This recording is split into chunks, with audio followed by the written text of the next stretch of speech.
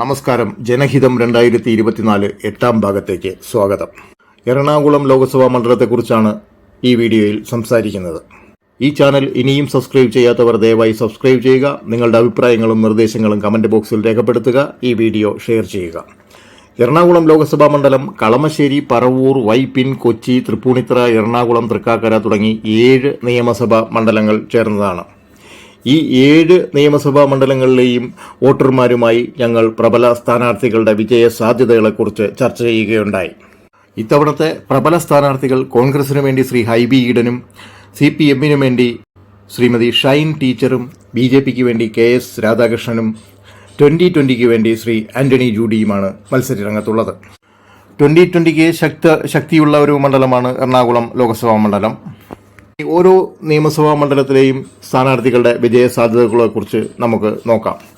കളമശ്ശേരി നിയമസഭാ മണ്ഡലം പരിശോധിക്കുകയാണെങ്കിൽ 18% പേർ BJPക്ക് അനുകൂലമായി സംസാരിച്ചപ്പോൾ 37% പേർ കോൺഗ്രസിന് അനുകൂലമായും 30% പേർ CPM-ന് അനുകൂലമായും സംസാരിച്ചു. 10% വോട്ടർമാർ 2020ക്ക് അനുകൂലമായി പ്രതികരിച്ചു. ഈ കണക്കുകൾ വെച്ച് നോക്കുകയാണെങ്കിൽ BJPക്ക് 26,922 വോട്ടുകളും, കോൺഗ്രസിന് 55,341 വോട്ടുകളും, CPM-ന് 44,871 വോട്ടുകളും, 2020ക്ക് 14,957 വോട്ടുകളും ലഭിക്കാം.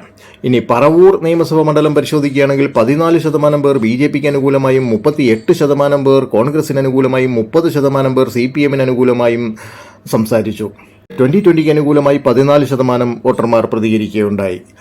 അങ്ങനെ നോക്കുമ്പോൾ BJPക്ക് 22,547 വോട്ടുകളും, കോൺഗ്രസിന് 61,200 വോട്ടുകളും, CPM-ന് 48,315 വോട്ടുകളും, 2020ക്ക് 22,547 വോട്ടുകളും ലഭിക്കും.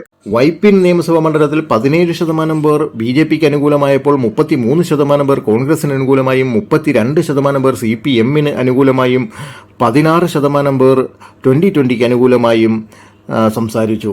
ആ കണക്കുകൾ വെച്ച് നോക്കുമ്പോൾ 22,370 വോട്ടുകൾ BJPക്കും, 43,425 വോട്ടുകൾ കോൺഗ്രസിനും, 42,109 വോട്ടുകൾ CPM-നും, 21,054 വോട്ടുകൾ 2020ക്കും ലഭിക്കാം. കൊച്ചി നിയമസഭാ മണ്ഡലത്തിൽ 16% പേർ BJPക്ക് അനുകൂലമായും 32% പേർ കോൺഗ്രസിന് അനുകൂലമായും 27% പേർ CPM-ന് അനുകൂലമായും 20% പേർ 2020ക്ക് അനുകൂലമായും സംസാരിക്കുകയുണ്ടായി.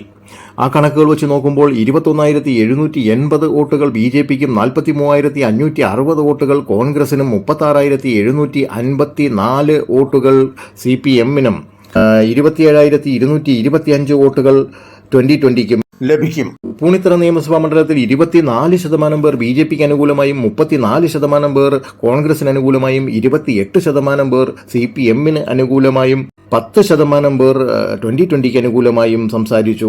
ആ കണക്കുകൾ വെച്ച് നോക്കുമ്പോൾ 30,837 വോട്ടുകൾ BJPക്കും, 53,971 വോട്ടുകൾ കോൺഗ്രസിനും, 44,447 വോട്ടുകൾ CPM-നും, 15,874 വോട്ടുകൾ 2020ക്കും ലഭിക്കാം. എറണാകുളം നിയമസഭാ മണ്ഡലത്തിൽ 22% പേർ BJPക്ക് അനുകൂലമായും 34% പേർ കോൺഗ്രസിന് അനുകൂലമായും 25% പേർ CPM-ന് അനുകൂലമായും 14% പേർ 2020ക്ക് അനുകൂലമായും സംസാരിച്ചു.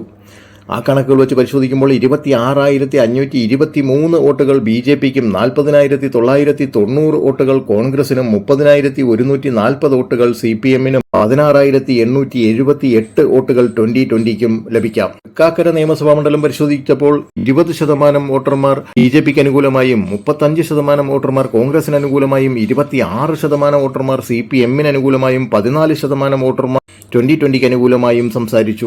അങ്ങനെ നോക്കുമ്പോൾ BJPക്ക് 29,001 വോട്ടുകളും, കോൺഗ്രസിന് 50,752 വോട്ടുകളും, CPM-ന് 37,702 വോട്ടുകളും, 2020ക്ക് 20,301 വോട്ടുകളും ലഭിക്കാം.